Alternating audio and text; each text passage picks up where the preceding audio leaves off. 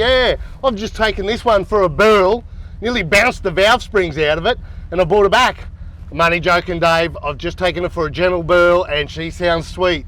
This is a 9th month, 1977. Let's do a walk around. Check it out. This one's Dave's, and Dave has owned it for 10 years now.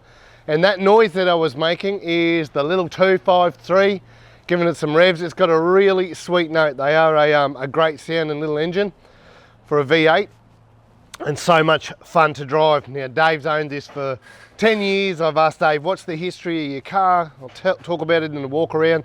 And a lot of it's unknown in a middle stage, but he said that he believes it started life in the Department of Forestries down in New South Wales, down in the snowy mountains. Now, this is what he believes, and he's told us, but he hasn't got that documented.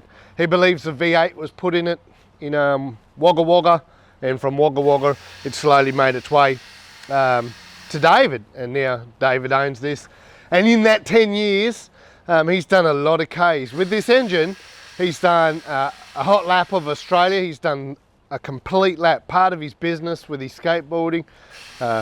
Him and his brother have done big Ks, but this one's done the full tour of Australia, 2016. And now it's a man still loves it in 2022. It's got some issues, and that's what brings it to Mr. Land Cruiser. So it's basically just clutch and slave problems. The last mechanic gave up on it and told him to come get it. And so he's contacted us. And it was quite simple in the end. There was some dowlings missing, incorrectly fitted slave, just little niggly things that Mick and Richard were just all over in the workshop, figured it out really quick. So we'll go under the bonnet, we'll walk right through this one, have a look at the little V8. Okay, the engine bay. Now, there's not a great deal of show and tell in here, but it is cool to have a look. If you've never seen the Chevy block fit in there, they're a nice fit. There's plenty of room.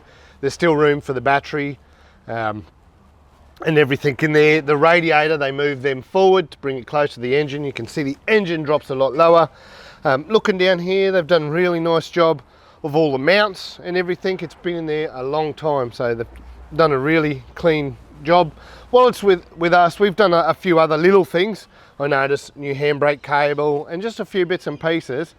But also, we do this a lot. It's like a roadworthy. We go over, it's already registered, it's already on the road, but we go over them for the client and pick them apart basically, give them a big list, and David is going to take that list. He's already purchased parts. He wants to do it himself. He's a hands-on guy.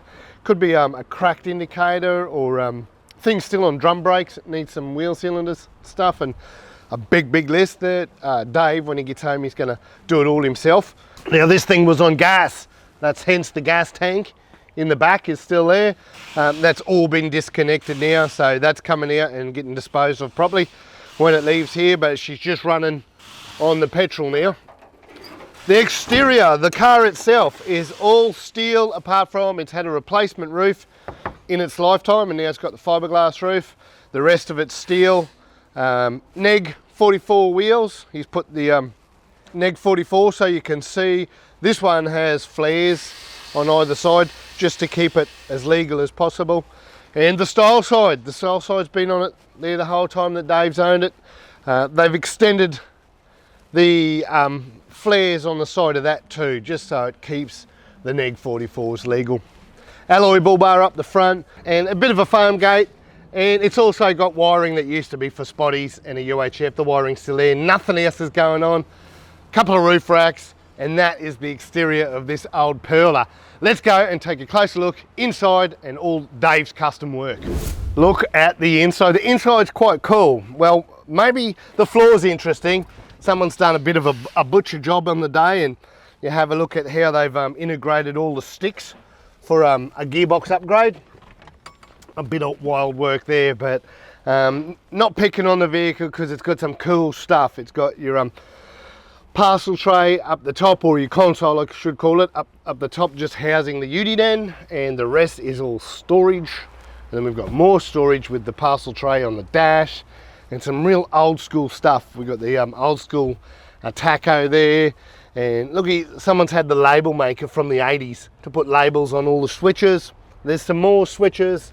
A box has been custom made and fitted to the heater box. Don't know what any of them does. Some of them are actually redundant. So old school brakes, it's just old school stuff in here. This conversion was done a long time ago.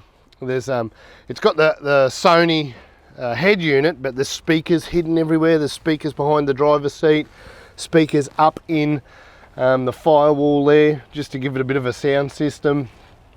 Only other thing I'm really noticing, and this is why I don't fit so well, is the aftermarket seats. The only other thing that stands out, it's just the bucket seat. It's got one of the, a lot of them have lips. I call them ball terrors. It really can squeak and hurt as you're hopping in and out of these cars. So it's got a ball terror bucket seat in there, and that's pretty much the inside of this vehicle. So that's it. This is the 1977, but you will notice the decals beside me here. That's Dave's, it's like his emblem. Totem Skateboarding. Now, Dave travels the country in this thing, and they do workshops for youth and skateboarding. They teach it, and it's a really cool thing he does, traveling the country in an old FJ45. Now this, what I didn't mention, this thing also came with, see the roof racks?